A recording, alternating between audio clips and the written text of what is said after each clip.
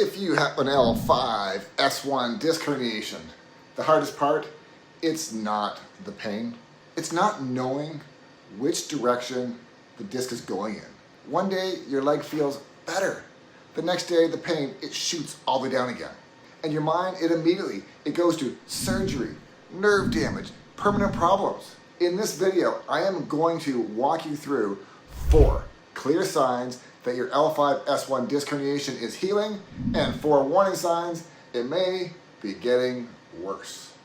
Be sure to watch the video to the entire end, because missing these warning signs, that could be the key reason as to why this becomes a chronic problem that may end up in you needing surgery.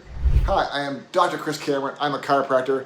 I practice right here in Lucan, Ontario. I've been helping people with degenerative spinal conditions like back pain, neck pain, disc bulges, disc herniations, and sciatica. I've been helping them to overcome pain and get back to doing the things that they enjoy most. All of this through safe, non-surgical corrective methods. On this channel, you'll find practical tips to help you manage back and neck pain, heal disc injuries, and build a stronger, healthier spine.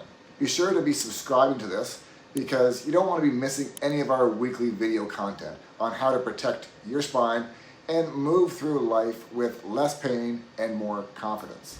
Before we go ahead and get into the warning signs, we first need to understand what normal healing actually looks like.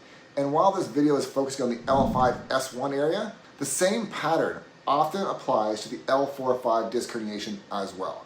And remember, this video, it does not replace an evaluation, so always consult your healthcare provider if you're unsure.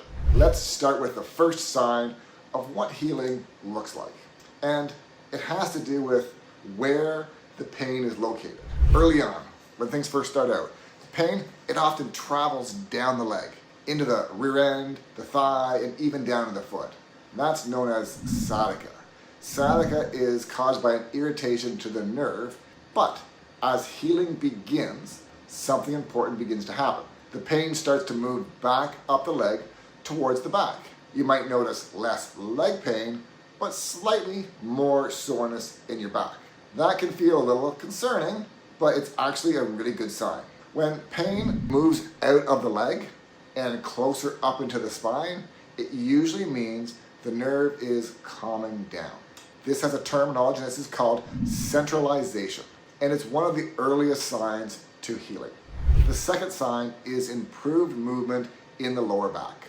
Early on, your body goes into protection mode, tightening muscles around the spine, guarding responses. Your back feels stiff, locked, restricted.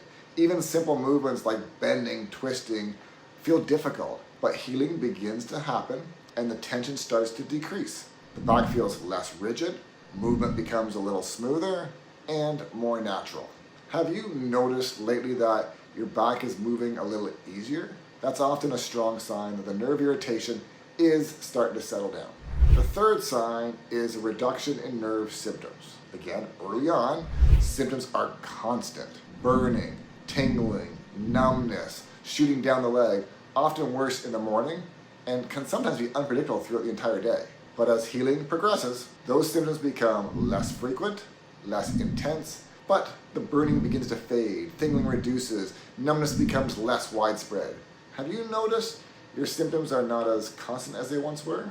That's a good indicator that the nerve is recovering. I'm going to go ahead and cover number 4 in just a moment here, but stay with me, because the warning signs, they're a big issue, and they can be just as important. The 4th sign is returning to normal daily activities. Early on, simple tasks are very hard. Standing, walking, driving, even climbing stairs.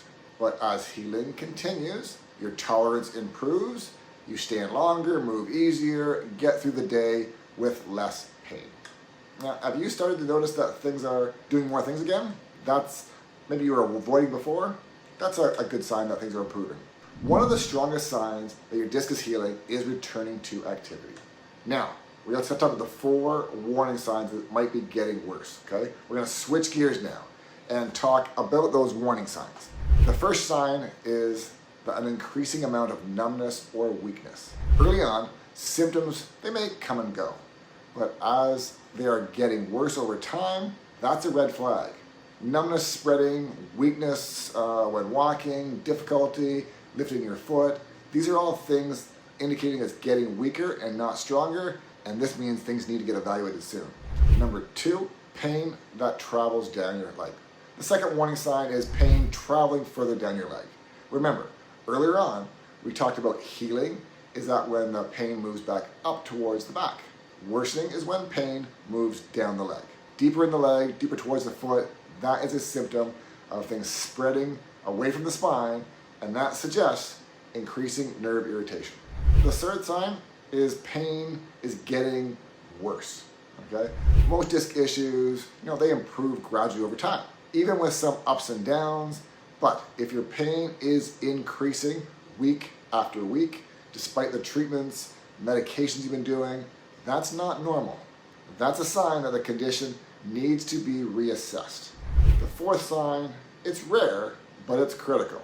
Loss of bladder or bowel control, or numbness in the saddle or groin area.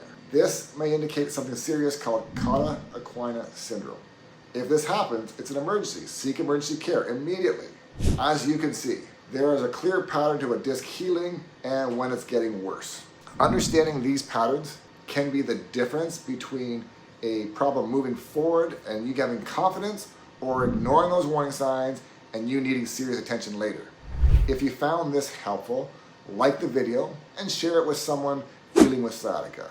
And remember, if you experience serious neurologic symptoms, look for medical help immediately.